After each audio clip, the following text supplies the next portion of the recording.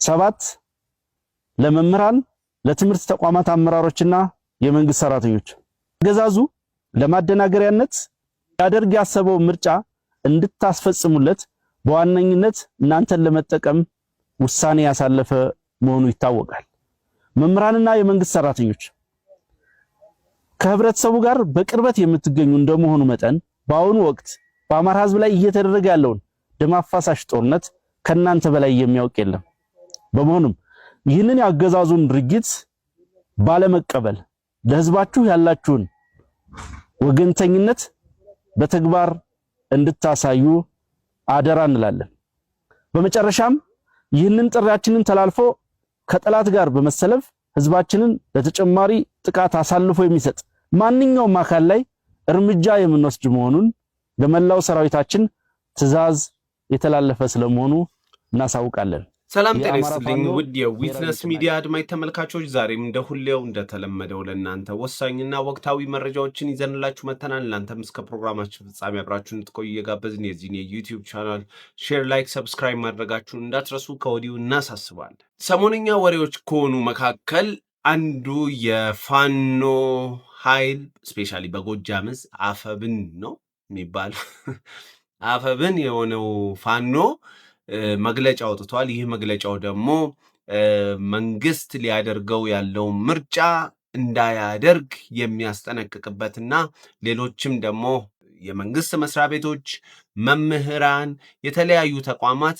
ይህንን ነገር ለማስፈጸም እንዳይሄዱ ደግሞም ካስፈጸሙ ደግሞ የሚደርስባቸውን እርምጃ እየተናገረ ያለበትን መግለጫ ሰምተን ነበረ። ግን በጣም የሚያሳዝነው ይህ እንደዚህ አይነት መግለጫዎች በፋኖ ሲወጡ ፐርፐዝሊ ሊያደርጉት ያለው ሐሳብ እንዳላቸው እንመለከታለን። ምክንያቱም አንድን እርምጃ ለመውሰድ የግድ ያንን እርምጃ የሚወስዱበትን ነገር ጀስቲፋይ ማድረግ አለባቸው። ለምሳሌ የዚሁ ሰውዬ አለቃ የነበረው ዘመነ ካሴ የዛሬ ኦልሞስት 2 ዓመት አካባቢ ላይ ያወጣው መግለጫ ስንሰማ በፋሲካ አካባቢ ማለት ነው፣ ማንም ከኛ ጠላት ጋር የሚሰራውን ጾሙ ልክ ሊፈታ ሲል ማለት ነው፣ ያው ዶሮ ለመስረቅ አስቦ ነው። ከኛ ጠላት ጋር የሚሰራን ከመንግስት ጋር የሚሰራን ማንኛውንም ኃይል ግለሰብም ይሁን ምን እናደርጋለን እያለ ነበር የተናገረው። ልጆቹን ፍሮንት ላይን ላይ ለጦርነት እንማግዳቸዋለን፣ የነሱ ዶሮ እንኳን ሳይቀር አርደን እንበላለን ምናምን እያለ እየተናገረ ነበረ። ሁላችሁም ደግሞ ይህንን ነገር ደግሞ ተመልክታችሁታል። ያንን ከተናገረ በኋላ እንደተናገሩትም ብዙ ወጣቶችን በዛ ጊዜ ገደሉ፣ ብዙ አዛውንቶችን በዛ ጊዜ ገደሉ። ያቺን ሰበብ አድርገው። ሁለተኛ ሲባል ደግሞ ምን ብለው ተናገሩ? መንገድ ተዘግቷል፣ ትምህርት ቤት ተዘግቷል፣ ከእንግዲህ በኋላ ማንም ትምህርት ቤት መሄድ የለበትም አለ። ለምን ሲባል መንግስትን እየጠቀማችሁ ነው። መንግስት ሰላም አለ ሲል እናንተም ሰላም አለ እያላችሁ እየወጣችሁ ስለሆነ እየተማራችሁ ስለሆነ እንዳታደርጉ አለ። ተማሪዎች ደግሞ ልጆች ናቸው፣ ተሳስተው ይወጣሉ። ወላጆችም ደግሞ ልጆቻቸው እንዲማሩ ይፈልጋሉ።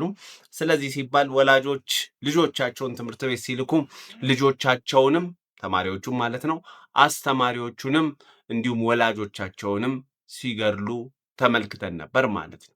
ይህ በዚህ ሳያበቃ ደግሞ መምህራንን በአደባባይ በእንብርክክ እያስኬዱ 17 የሚሆኑ መምህራንን ከአንድ ትምህርት ቤት አውጥተው ሲረሽኑ እንደነበረ በደንብ ተመልክተናል፣ ታዝበናል፣ አዝነንም ነበር።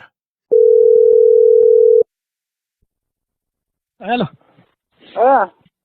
የት ነው? አቤት ነው። ያው ምን አለ አንተ የእንተናን ያበጅ አለሙን የልጅላል የእንተናን ኮምስተውታ እንዳሉ ያበጅ አለሙን እርተመምሩ ማለት ነው።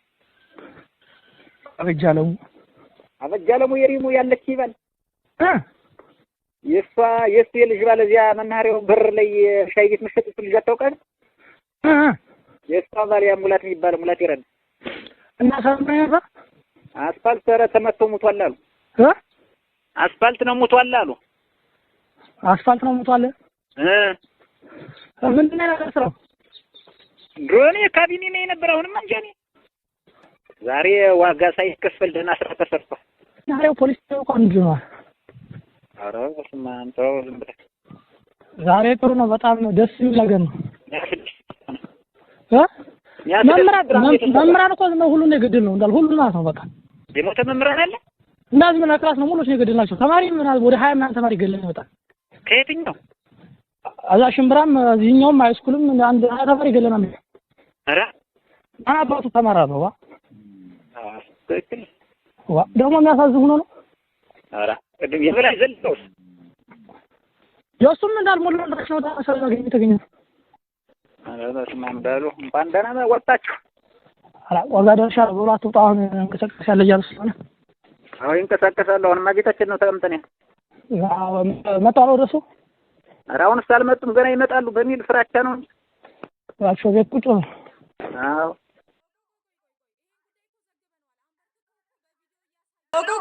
ቆይ ይሄን ጉዳይ እኮ ዘግበነዋል። አንበርክከው እኮ በቪዲዮ እያሳዩ እኮ ነው መምህራኖቹ እኮ ሲረሸኑ መምህራኖቹን እኮ አንበርክከው እኮ ይሄ እኮ ከሴትዮዋ ከመናገሯ በፊት እኮ መምህራኖች እነማን ተገደሉ የሚለው እኮ የሚታወቅ ታሪክ ነው። ለምን ዘመነ ተነካ? ለምን የዘመነ ተነገረ ነው ይሄ ይናገራለሁ።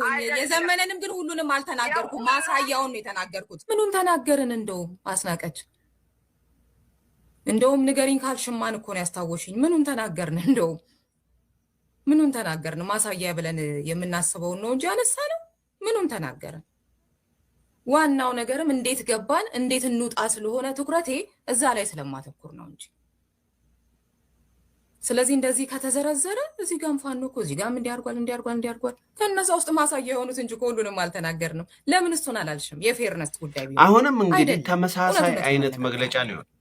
ምንን ሰበብ በማድረግ ሲባል ምርጫን ሰበብ በማድረግ መንግስት ሊያደርገው ያለውን ምርጫ ለማደናቀፍ እነሱ ማደናቀፍ ስለማይችሉ እንደፋን ነው ማለት ነው፣ አቅም ስለሌላቸው ያ ህዝብ ደግሞ በዚህ ምርጫ ላይ እንዳይሳተፍ ህዝቡ ላይ ጫናን በማድረግ ህዝቡ እንዲያደናቅፈው ያንን ምርጫ ነው ለማድረግ እየጣሩ ያሉት ማለት ነው። ይታያችሁ እንግዲህ እነዚህ የአማራ ህዝብ ተቆርቋሪ፣ ረዳት፣ ነፃ አውጪ፣ ታጋይ ተብለው ግን ህዝቡ ለነሱ እንዲታገልላቸው ነው እያሉ ምርጫ እንዲደረግ አፈልግም እንደፋን ነው።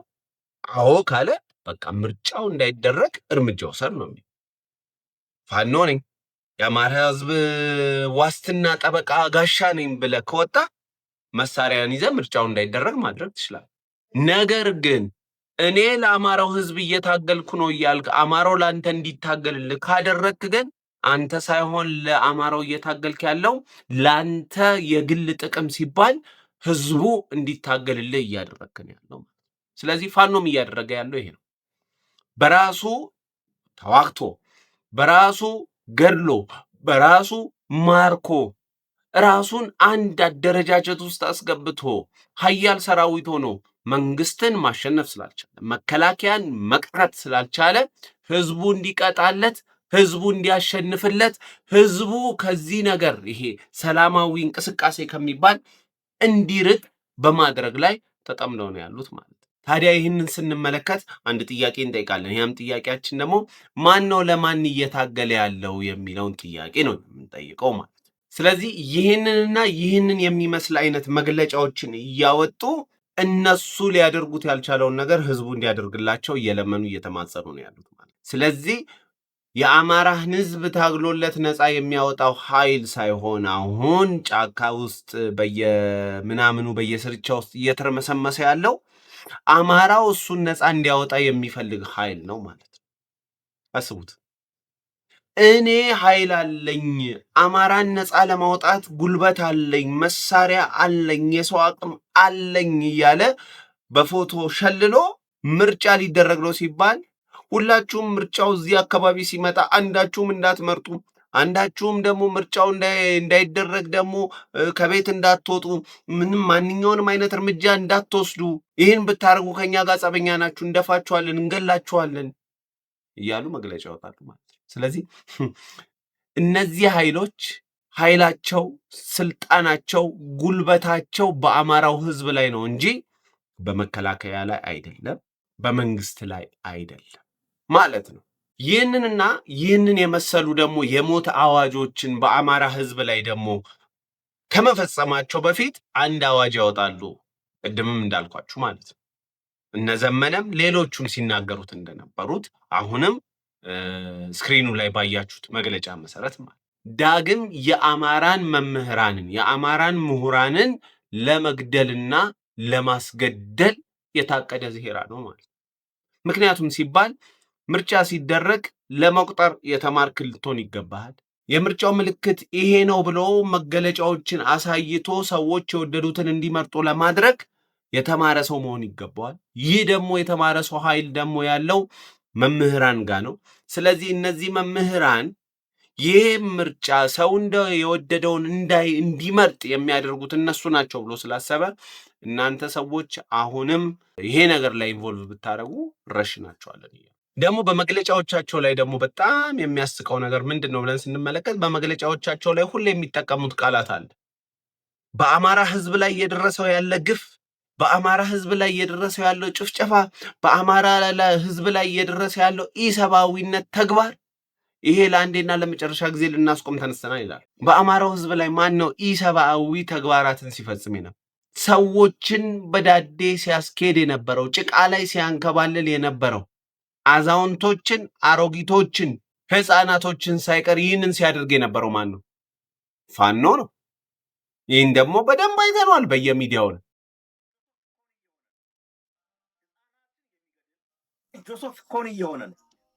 ህፃናትን የሚገድል፣ ህፃናትን የሚያግት፣ ሰላማዊ ሰዎችን የሚያግት፣ ሴቶችን የሚደፍር፣ ሰላማዊ ሰዎችን የሚገድል የሚያስር ስብስብ ነው። ጽንፍ ወደሆነ ነገር ገብቶ የለየለት አሸባሪ ውስጥ አሸባሪነት ውስጥ የገባው ክሊር የሆነ የሽብር ተግባር ነው። ቦኮ ሐራም ይሄን እኮ ነው ያደረገው። አይሲስ የሚባለው ይሄን ያደረገው። ሎርድ ስታንታርም ይሄን ያደረገው። ጃንጃዊድ ይሄ እኛ ጎረቤት ያሉ ሶማሌ እንትን ይሄ ሱዳን ጃንጃዊድ ዳርፉር ገብቶ ምንድን ያደረገው? ሰላማዊ ሰዎችን የገደለ እነዘመነ ጆሴፍ ኮኒ የአማራው ጆሴፍ ኮኒ ልበለው የኢትዮጵያው ጆሴፍ ኮኒ ዘመነ ካሴ እያደረገ ያለው ይህንን ነው። ሰላማዊ እናቶችን፣ አባቶችን፣ የሀገር ሽማግሌዎችን፣ የሃይማኖት አባቶችን አውጥቶ እያስረሸነ ነው፣ እየገደለ ነው፣ እያገተ ነው። እኔ የሚያሳስበኝ አሁን ይሄ ቡድን ተሳክቶለት ቢመጣ ስልጣን ላይ ቢመጣ የለንም እኮ ማለት ነው። የሀሳብ ልዩነት ያለውን ሁሉ እነሱ ከሚሉት ውጭ አቋም የያዘውን ሁሉ ይገላሉ ማለት ነው። ለምበርክሽ ይነዳሉ ማለት ነው። ይሄ ፕሪሚቲቭ በጣም ይሄ ፕሪሚቲቭ ይሄ በጣም ኋላ ቀር የሆነ እንትን ውስጥ እየወሰዱ ነው ማለት ነው። ህዝቡ በነቂስ ወጥቶ በአደባባይ በተቃውሞ ሰልፍ ማውገዝ አለብን።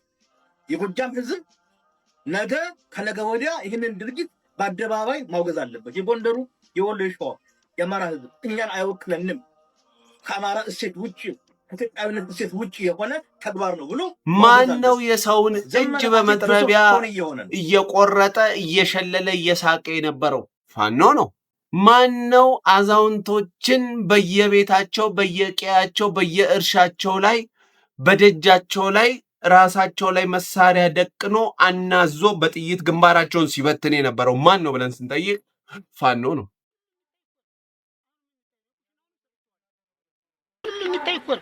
አሁንም የሚታይ ነው። ኩሽናውንም ሰጥቼዋለሁ። እንዴ ራሱ ፋኖቹ አይተውታል። እኔ ብገሉኝ ፈቃደኛ ነኝ። ይኸው ደጀን ምንም እኔ ለሞት ያልፈራል።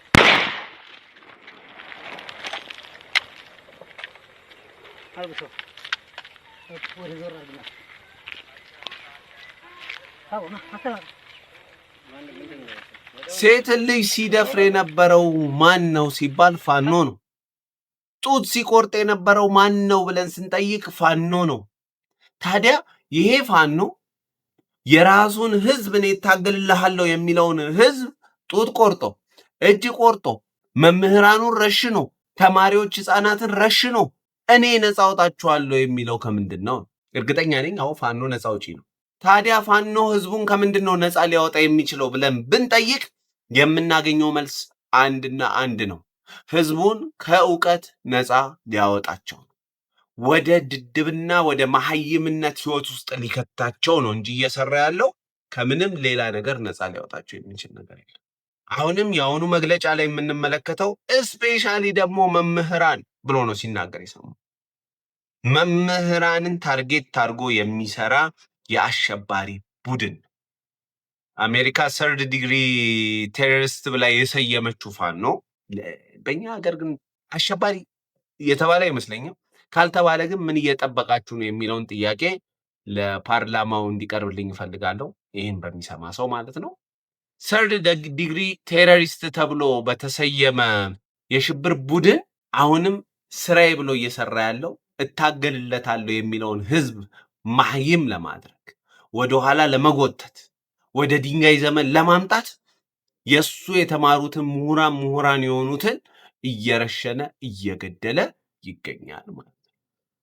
ሰበብ እየፈለገ ማለት ነው። ይህ ብቻ ደግሞ በዚህ ያበቃ። በጣም በሚያሳዝን ሁኔታ በዚህ ያበቃ። በባህር ዳር ስንት ዶክተር እንደተገደለ ሁላችንም እና ሰበብ እየፈለጉ ዶክተሮቻቸውን ሲገሉ ሲጨርሱ ነው። የራሳቸውን ዶክተሮች እንደው ትግሬ ዶክተር፣ ኦሮሞ ዶክተር ምናምን እኮ አይደለም። አማራውን ዶክተር ድሃውን እያከመች ያለች ድሃውን እያከመ ያለውን በሌሊት በተለያየ መንገድ አድርገው እየገደሉት። እነዚህ እውነት ለአማራ ህዝብ ምንድነው ያሰቡት ሐሳብ ብለን ስንመለከት አንድና አንድ ነው የምናገኘው መልስ። ጥፋት ነው የሚያስቡት፣ ጥፋት ነው ያቀዱለት። ባይዘው እኮ ህዝቡ በራሱ ለራሱ በቂ እኮ ምርጫውን ካልፈለገ አሁን ያለውን መንግስት ካልፈለገ የምርጫው ቀን ነጋሪም መካሪም አያስፈልገውም፣ ቤቱ ቁጭ ይላል። እናንተ ስትነግሩትም ራሱ እቤት ተቀመጥ እንዳትመርጥ ተው እያላችሁት አይደለም። አስቡት። እንዳትወጣ ብትወጣ እንደፋለን፣ ምርጫን ለማድረግ ብትንቀሳቀስ እናስወግዳለን እያላችሁ እየዛታችሁበት አሁን ነገ ላይ ምርጫው ሊደረግ ሲል ሰው ቤቱ ከቤቱ አልወጣም ቢል እውነት ህዝቡ ምርጫውን ሳይፈልግ ቀርቶ ነው የእናንተን ዛቻ ፈርቶ ነው ጥያቄ። ስለዚህ ይሄ ነው እንግዲህ ያለው ነገር። ብዙ ረጅም ደቂቃ ነው ያወራው፣ 10 ምናምን ደቂቃ ነው ያወራው። ከዛ ውስጥ ግን ትንሽ ልቤን የነካኝ ስለ መምህራን የተናገረው ነገር ነው። ይህ የመምህራን እንባ፣ የመምህራን ሰቆቃ፣ የመምህራን ለቅሶ በዚህ ሊያበቃ ይገባል እያል የዛሬውን ፕሮግራማችን በዚሁ እንቋጫለን። ቸር ሰንብቱ።